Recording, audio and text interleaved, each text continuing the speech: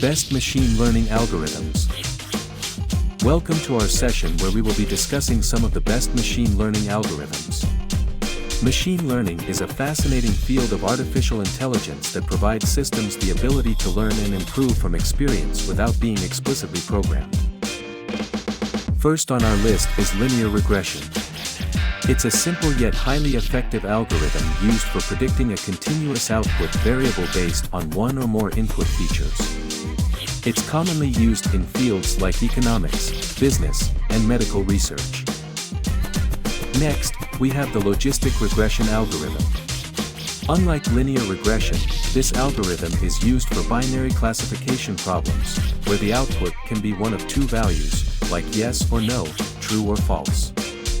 It's quite popular in the field of medical sciences and social sciences. Thirdly, we have decision trees. These are powerful algorithms used for both regression and classification problems. They're simple to understand and interpret, making them a favorite among data analysts and scientists. Another essential algorithm is support vector machine or SVM. It is used for both regression and classification, but it's primarily known for its efficiency in the latter. It is especially good at dealing with high-dimensional data. Random forest is another highly versatile machine learning algorithm.